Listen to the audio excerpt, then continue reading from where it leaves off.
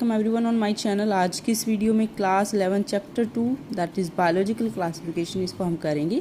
Classification में that is categorisation या distribution on the base of character of what bio means living things. हम जो भी living things हैं उनको क्लासीफाई करेंगे, कैटेगराइजेशन करेंगे, that is biological classification. Biological classification क्यों किया जाता था? पहले एंशियंट टाइम में जो क्लासिफिकेशन किया जाता था वो ऑर्गेनिजम्स को यूज के लिए कि हमें उनसे फूड चाहिए, उन्हें हम अपने शेल्टर के लिए, निवास स्थान के लिए, कपड़ों के लिए, अपनी बेसिक नीड्स के लिए ऑर्गेनिजम्स की क्लासिफिकेशन हमारे मेन एम रहता था इन द एंशियंट टाइम। लेकिन एरिस्टोटल जो थे वो पहले ऐसे, जिनको हम फादर ऑफ बायोलॉजी भी कहते हैं, he was a great scientist. Aristotle, अरस्तु जिन्हें बोलते हैं एक हिंदी भाषा में, वो फादर ऑफ बायोलॉजी। जो भी साइंटिस्ट आते हैं आप उनको ज़रूर से ज़रूर उनके बारे में पढ़ें। और ये इतनी ग्रेट पर्सनालिटी थे कि हमें इनके बारे में ज़रूर समझना चाहिए, पढ़ना चाहिए। एरिस्टोटल जो थे वो सबसे पहले उन्होंने अटेम्प्ट किया था कि ऑर्गेनिजम्स को उन्होंने क्लासीफाई करने का, साइंटिफिक बेस पे क्लासीफाई करने का उन्होंने यूज़ किया था। प्लांट्स को उन्होंने क्लासीफाई किया था प्लांट्स के कैरेक्टर, मॉर्फोलॉजिकल कैरेक्टर्स के आधार पे। मॉर्फोलॉजिकल कैरेक्टर्स होते हैं जब आप किसी चीज़ की आउटर अपीयरेंस के बेस पे उनको ग्रुप्स में बांट दें।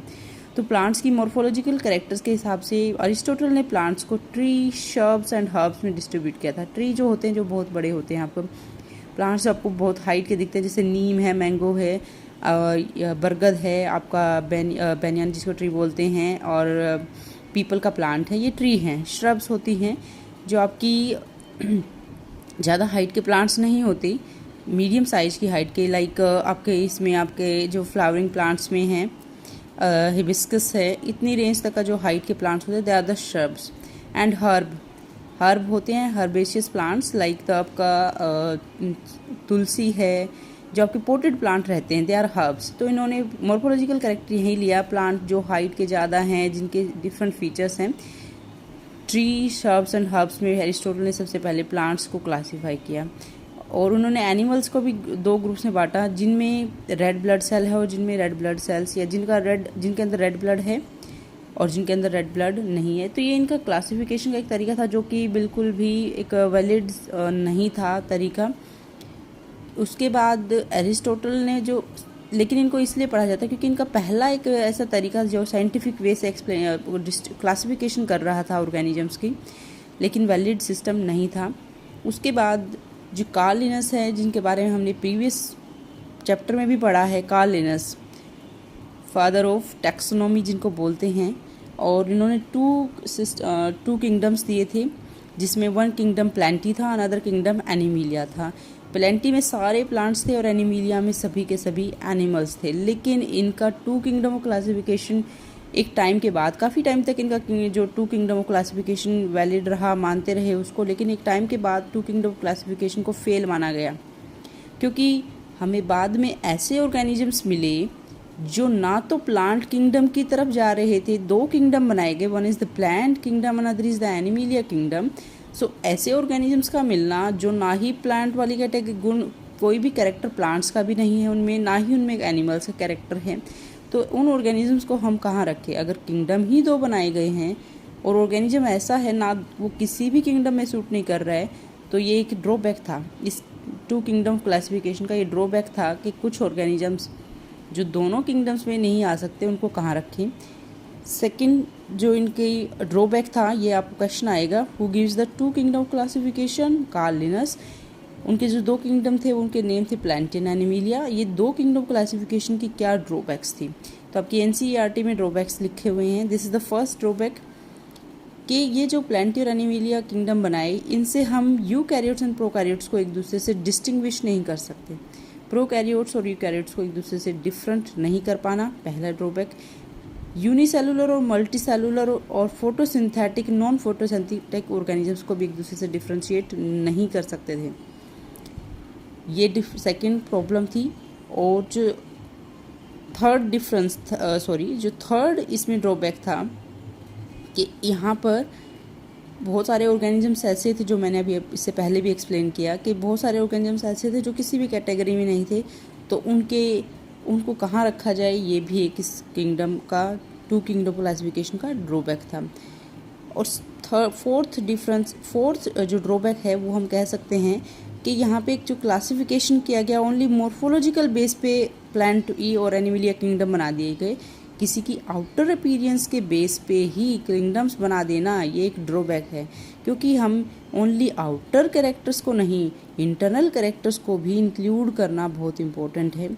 तो बाद में जो माना गया कि ओनली मॉर्फोलॉजिकल कैरेक्टर्स के बेस पे नहीं, इंटरनल कैरेक्टर्स भी लेने चाहिए क्लासिफिकेशन में, और वो इंटरनल कैरेक्टर हो सकते हैं सेल का स्ट्रक्चर कैसा है। अगर किसी की सेल्स में सेल वॉल है तो सेल वॉल किस तरह की है, मोड ऑफ न्यूट्रिशन, जो ऑर्गेनिज्म न्यूट्रिशन का तरीका क्या है, वो ऑटोट्रोपिक है, अपना खाना अपने आप बनाते हैं, या हेट्रोट्रोपिक है। हैबिटेट, किस तरह की हैबिटेट में ऑर्गेनिज्म रहता है, क्या वो एक्वेटिक है, क्या वो टेरेस्ट्रियल है, या किस तरह की और हैबिटेट्स में रहता है। और मेथड्स ऑफ रिप्रोडक्शन, प्रजनन करने मीन्स रिप्रोडक्शन को भी एक बहुत अच्छा हम क्लासिफिकेशन के लिए क्राइटेरिया मान सकते हैं। Mode of reproduction, method of reproduction क्या है, एंड इवोल्यूशनरी रिलेशनशिप क्या है, कि वो organism evolutionary point of view से किन ऑर्गेनिजम्स के साथ लिंक्ड है। क्या कि क्लासिफिकेशन के लिए, ऑर्गेनिजम्स को क्लासीफाई करने के लिए ओनली मॉर्फोलॉजिकल फीचर्स होना उनको डिवाइड नहीं कर पाएगा, उससे हम बेटर वे में ऑर्गेनिजम्स को डिस्ट्रीब्यूट नहीं कर पाएंगे। इसके साथ साथ मॉर्फोलॉजिकल कैरेक्टर्स के साथ साथ हमें और भी कैरेक्टर्स ऑर्गेनिजम्स के देखने चाहिए, और तब क्लासिफिकेशन को हम वैलिड मान सकते हैं। और वो जो कैरेक्टर्स है वो हैं, we should include cell structure, nature of wall, mode of nutrition, habitat, reproduction and evolutionary relationship.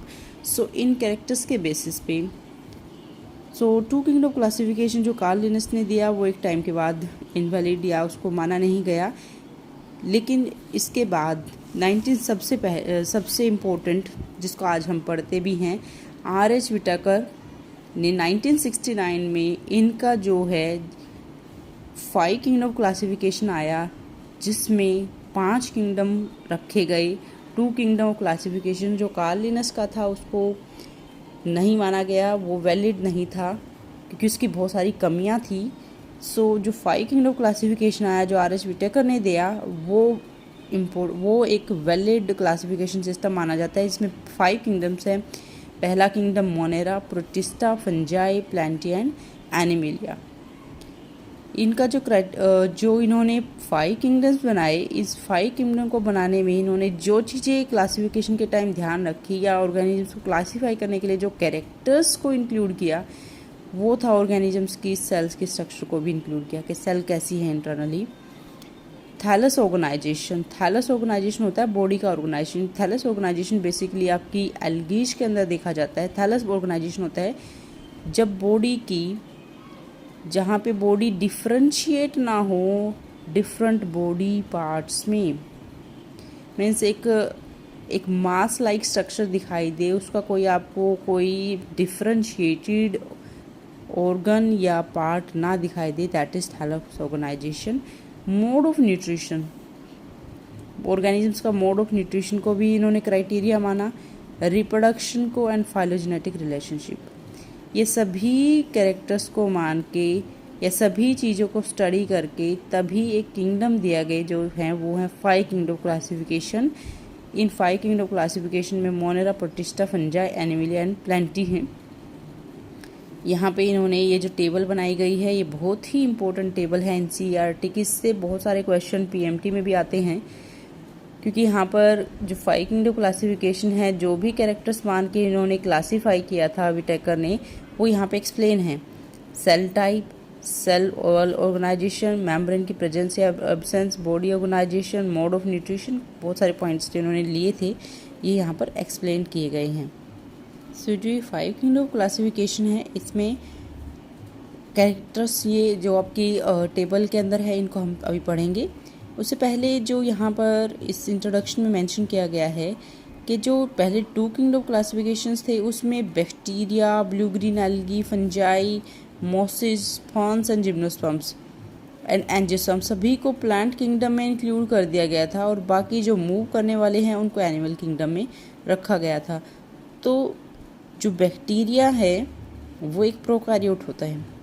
Bacteria केवल अर्थ पे प्रोकैरियोट है। बाकी ये जो जितने भी नेम है यहाँ पे मैं एक एक को एक्सप्लेन करूँगी, आप लोगों के लिए नेम न्यू होंगे। Blue green algae, fungi, Moses, ferns and gymnosperms and angiospermic plants, ये सभी के सभी यूकैरियोट है। ओनली बैक्टीरिया जो है वो प्रोकैरियोट है।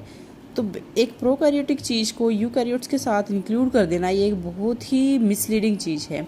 तो बैक्टीरिया जो आपके प्रोकैरियोट हैं उनको यूकैरियोट्स में रखना ये एक टू सिस्टम क्लासिफिकेशन की एक बहुत ही रॉन्ग अटैम्प्ट कह सकते हैं इसको।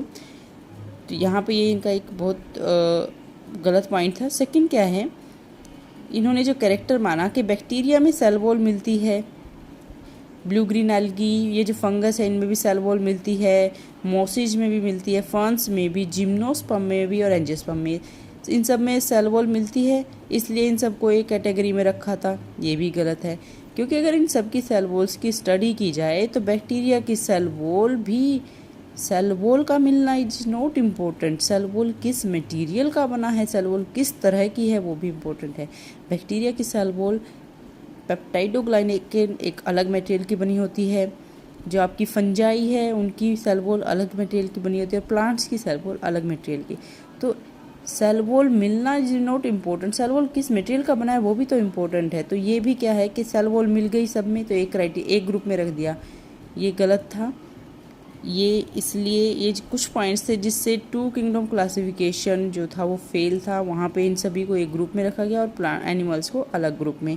तो ये गलत सिस्टम था क्लासिफिकेशन का। 5 सिस्टम क्लासिफिकेशन के जो यहाँ पे 5 किंगडम्स हैं उनमें हम मोनेरा किंगडम जिसको हम बैक्टीरिया किंगडम कहते हैं, और ये बैक्टीरिया किंगडम या प्रोकैरियोटिक किंगडम है। सब प्रोकैरियोट्स मीन्स अगर आपसे पूछे प्रोकैरियोट्स कौन है, only bacteria, only monerans are prokaryotes.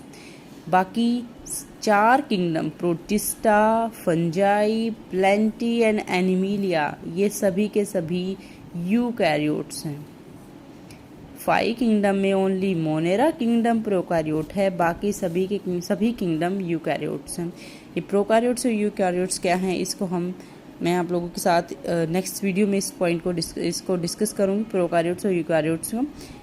जो मोनेरा किंगडम है, मोनेरा किंगडम में सभी के सभी मोनेरा किंगडम के मेंबर सभी के सभी आपके यूनिसेलुलर हैं। प्रोटिस्टा भी यूनिसेलुलर होते हैं, लेकिन फंजाई यूनिसेलुलर भी हो सकती हैं और मल्टीसेलुलर भी है। प्लांट्स यूनिसेलुलर भी हो सकता, प्लांट्स मोस्टली मल्टीसेलुलर, और एनिमिलिया में भी आपके मल्टीसेलुलर हैं। सो यहाँ पर जो 5 किंगडम क्लासिफिकेशन में आपको मोनेरा किंगडम, प्रोटिस्टा और सभी के डिफरेंसेस करने हैं। एक एक करके हम सारे डिफरेंसेस करेंगे। आज ये आपका इंट्रोडक्शन क्लास थी जिसमें आपको चैप्टर का इंट्रोडक्शन दिया गया है। नेक्स्ट वीडियो में हम प्रोकैरियोट यूकैरियोट्स के डिफरेंसेस और मोनेरा किंगडम को करेंगे। आई होप कि आप लोगों को ये समझ में आया होगा। Thanks for watching.